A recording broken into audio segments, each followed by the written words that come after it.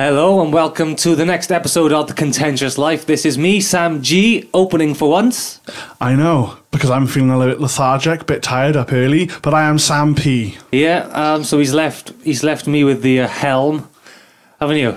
Yeah, Sam G is at the helm. Yeah, I'm in the position of helmality, all the way from Helmand Province. Yeah. Oh yeah. I'd love to see a helmet. Yeah, helmet. Oh, God. That was awful. Let's not start again. Let's just pretend that never happened. Right. Okay.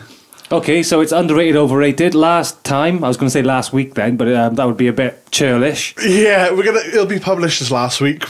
Yeah, I mean, the one we recorded about 5 weeks ago, we just republished today. Well, no, we haven't. Yeah, we just did it, didn't we? Yeah, we literally just published it. And it was about live music and stuff, and old computer games. Sam, how can you forget? So he's sporting a SNES with a box full of SNES games next to us. I know, and you don't know the half of it. Quite literally, because I sold half my collection because I just didn't play them. So that's quite literally half of it. I was a bit disappointed you didn't have much Mario in there. Yeah, cartridge broke. Oh, yeah. Well, I did have Mario World and Mario All Stars, separate cartridges. Then I came by the one with both of those in one. So 5 games in one. So I sold the other 2, and then the 5 in one broke down on me. Oh, so I was left. I literally put all my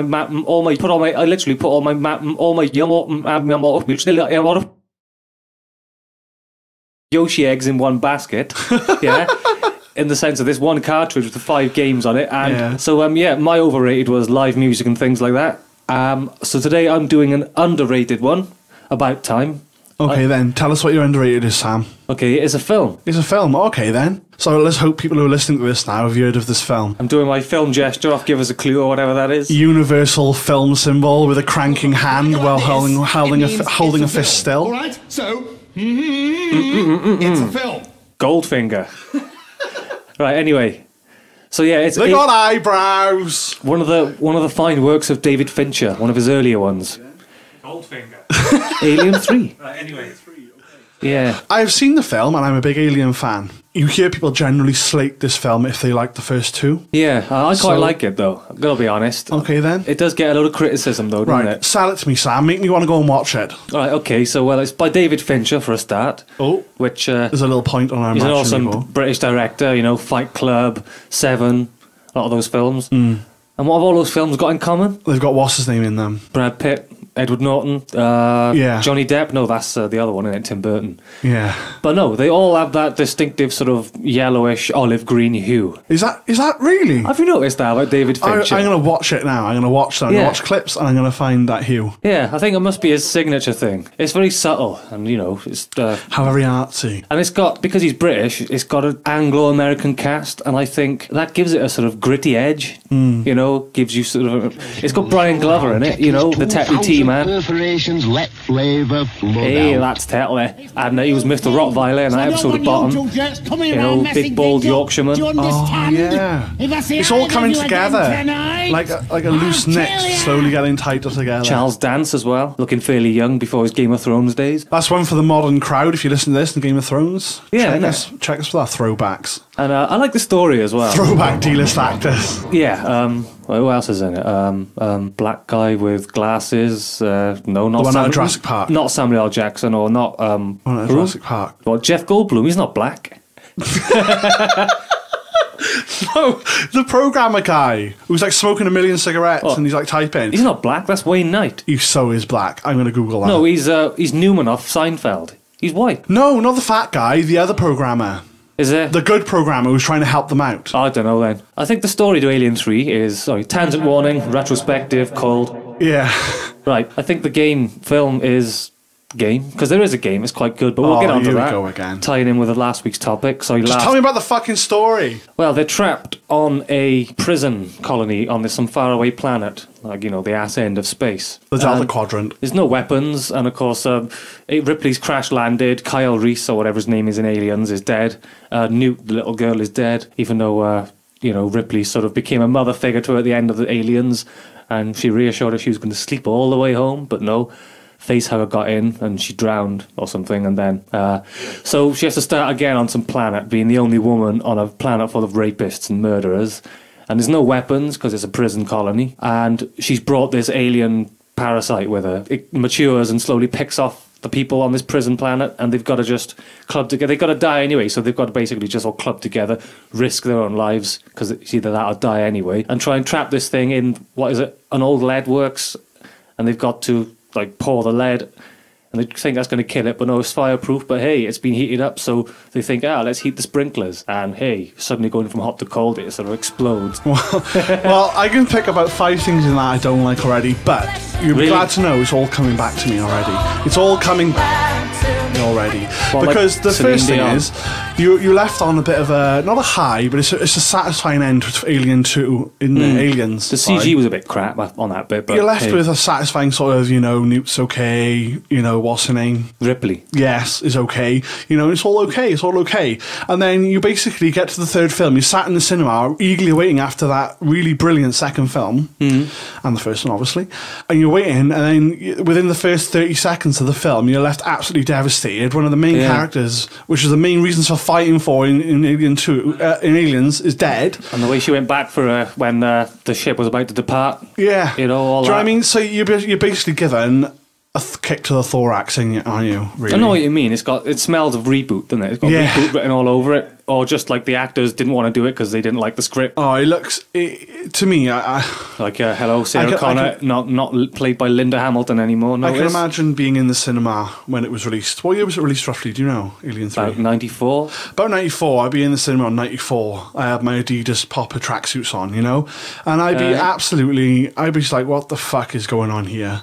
And apart from that, the actual whole heating up, cooling down thing as well, just like a Deus Ex Machina, do you think, in there? I suppose it is. I mean, my synopsis was crap. I think there's more to it than my shitty plot description, which was rambling and shit and left bits out. But I just like the style of the film. I like just the premise anyway, and I like it represents a nice turn of direction for it. We've had the horror one, which was the first one. The second one was an action blockbuster. And the third one was a sort of different kind of film again. It was like more of a slow burner, and it was just really bleak, wasn't it? It was just this bleak sense of hopelessness throughout the whole film, because these people are fucked either way. Even if they live, they still live quite possibly the shittest life in the universe. How would you, if you had to put some genres on it? I don't know, what would you call it? I mean, It's got that exciting element though, isn't it? Like Aliens. Yeah. It's got that exciting sort of, you want to know what's going to happen next, because things dawn on you and they get your pulse going a bit. Like you realise she's in amongst a load of murderers and rapists. Yeah, I mean that was a good angle to play. Being the only woman on a planet full of sex deprived men. Yeah. I mean, and the way they did it, they pulled it off, I think, because it sounds like a terrible fan fiction, doesn't it? Ripley lands on a planet full of sex mad men. Yeah.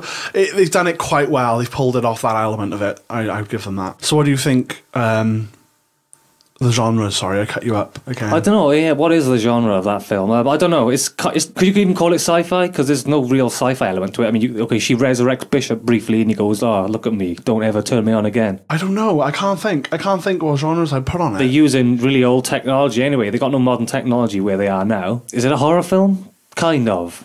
I'd say it's got a predator element to it, but aliens, plural for a reason. It was more of like a colony of them. Yeah. Alien. There was only one of them, sort of picking them off one by one.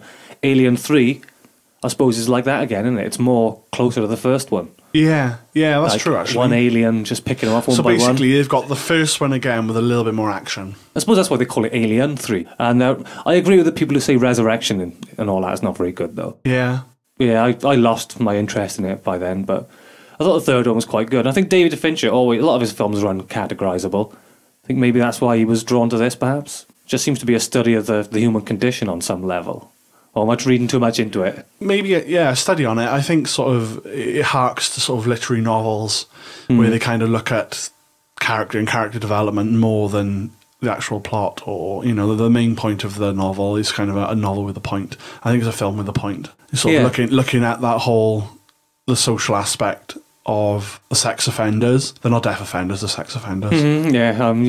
As evidenced by the mirror on the side.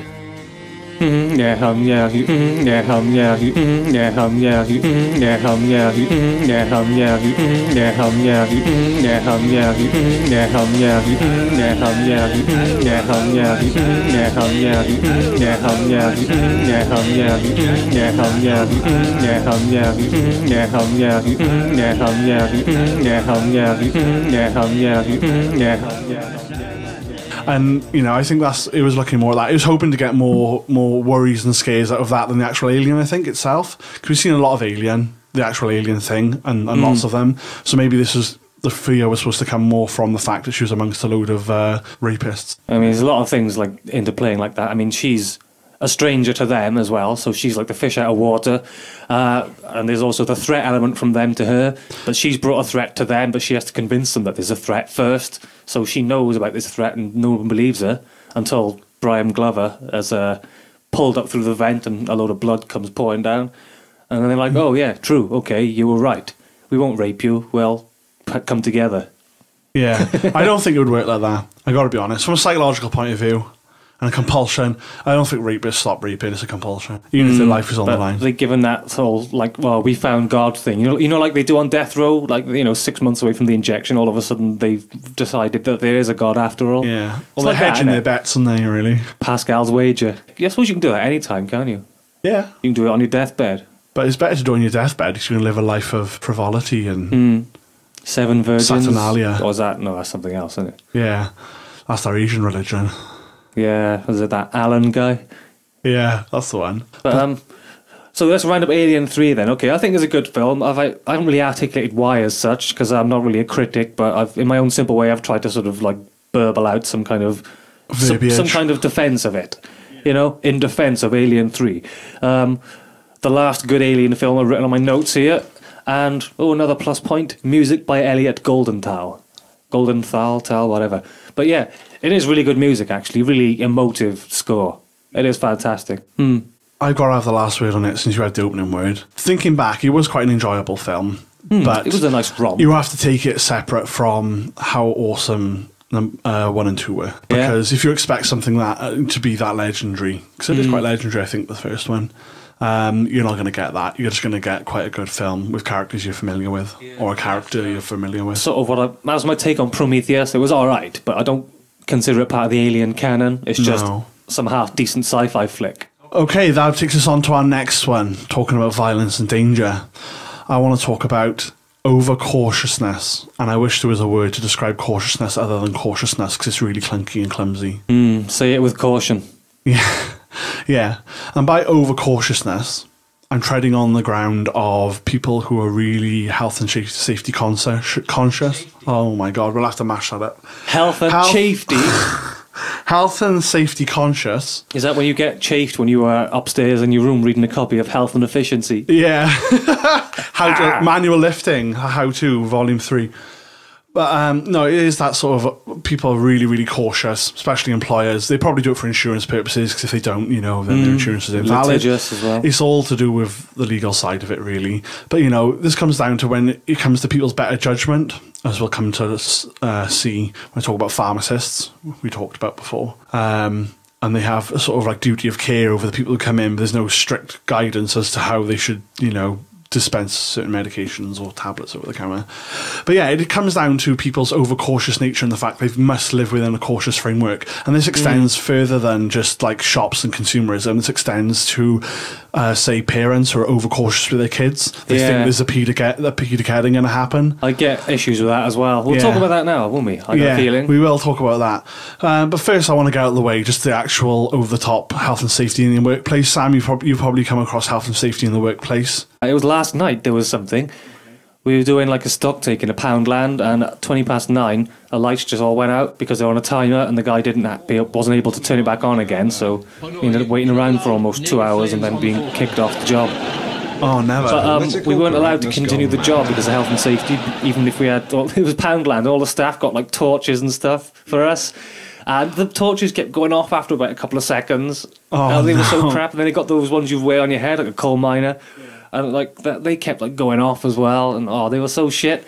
But anyway, they got a call from the supervisor or the head guy somewhere on the phone and said, "You're not even allowed to continue the job with the lights out anyways against health and safety.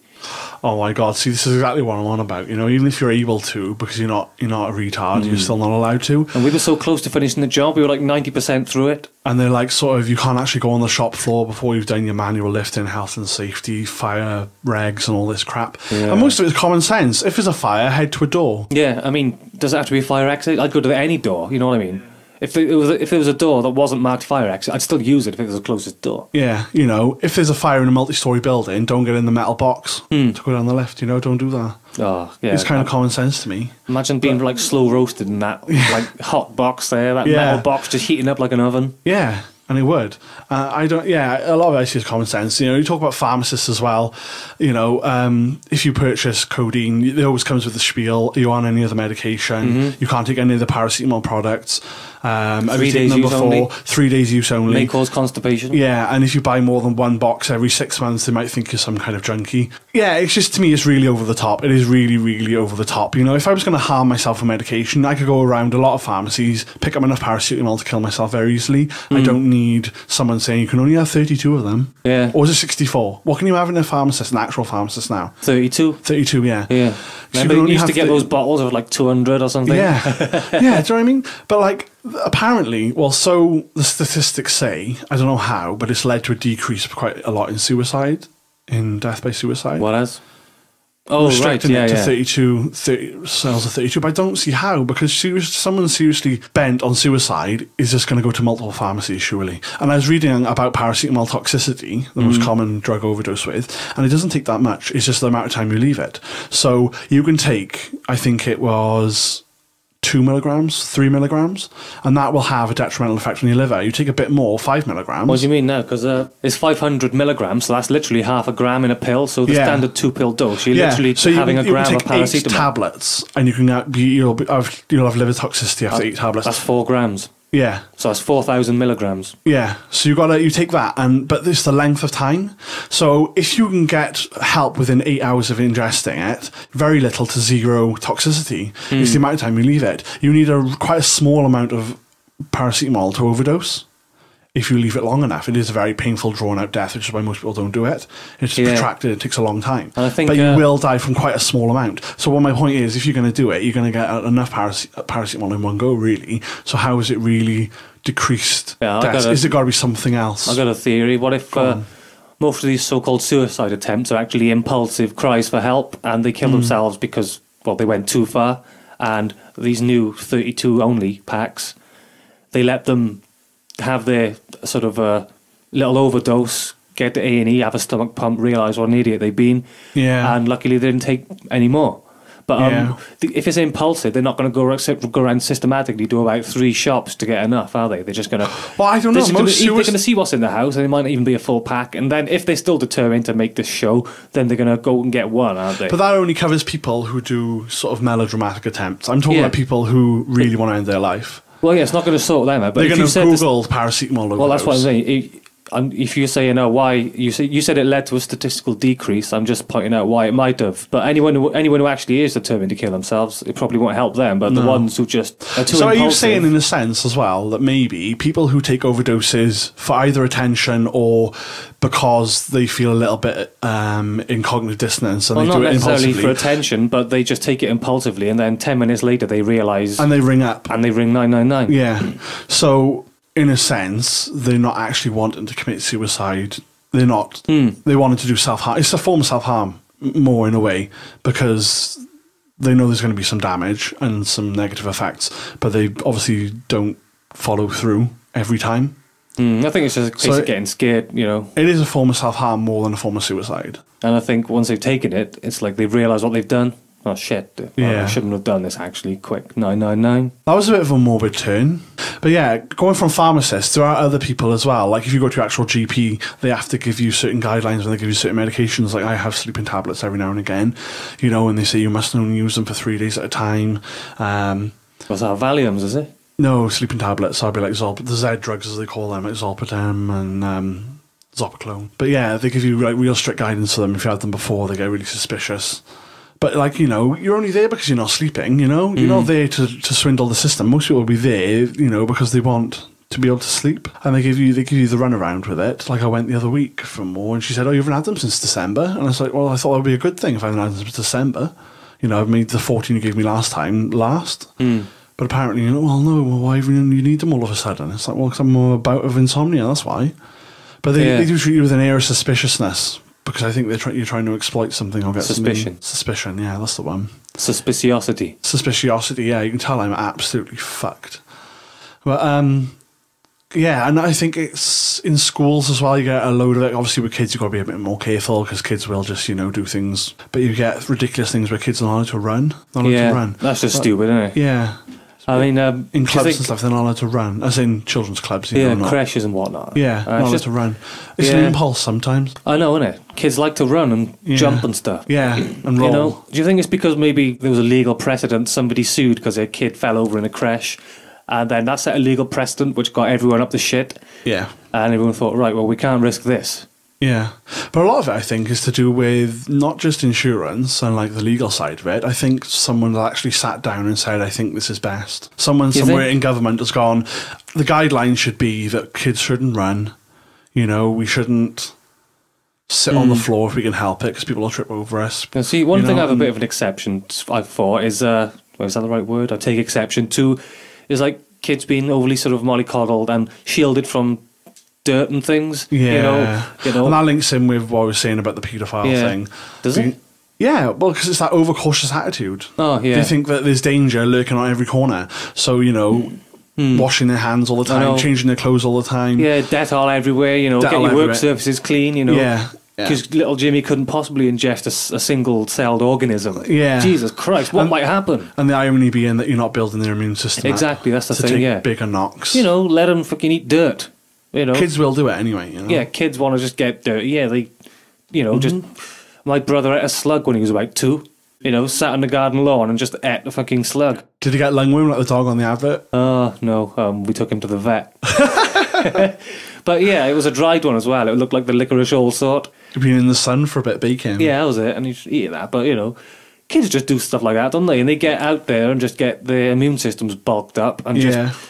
It's like almost like a vaccine, isn't it? But you know what parents say, don't you? When you bring this up with them, those touchy parents, and you bring it up with them, they're being a bit overcautious in whatever respect. Yeah, and it's always a kid who's got about 60 different allergies. And they always say, well, it only takes the once, doesn't it? So I mean, don't let your kid ever go out to play, because, they might get picked up by a pedo monster. But you just say to them, well, you probably won't. Most people don't. Most kids are all right. But they say, but it just takes that once. And you can't really argue with that in a sense, but then you got a bit of a weigh it up, really, you know what I mean? Against the life they would lead if they could never leave the house until they were 16. And the social skills they will never gain, and, the kind of people they might become because they get spoiled because they're inside all the time. Yeah. Do you think homeschooling sort of is bad for a child's social skills? Yeah. Yeah. I know what you mean. It's always probably these good for their academic skills, but it's bad for their social skills. Yeah, and it's always these like sort of hippy dippy parents who are convinced their children are sort of geniuses and better than the other kids, and probably getting a bit of a hard time at school, probably because their kids were instilled with such a sense of arrogance, maybe. And it's like, who's having such a hard time at school, so we schooled him at home, and he gets on so well with the grown-ups. Well, yeah, okay, but can he get on with another let's say 7-year-old? I mean, that's important. His glasses just fell off his head. I yawned and my glass fell off my head. Yeah, it was quite funny actually. But that overcautiousness, that overcautiousness. Yeah, you should have put your glasses in a more cautious place. It is. Yeah, I wish I had a parent to tell me to put them lower on my forehead so they didn't fall. But that I come into verbal blows every now and again with people, because I have family members who have young children and they're really overprotecting them. Not that you can overprotect, they're just they're not just protecting them, they're stopping them being children. Yeah. And I find that a bit sad. When I was a kid, I was allowed to go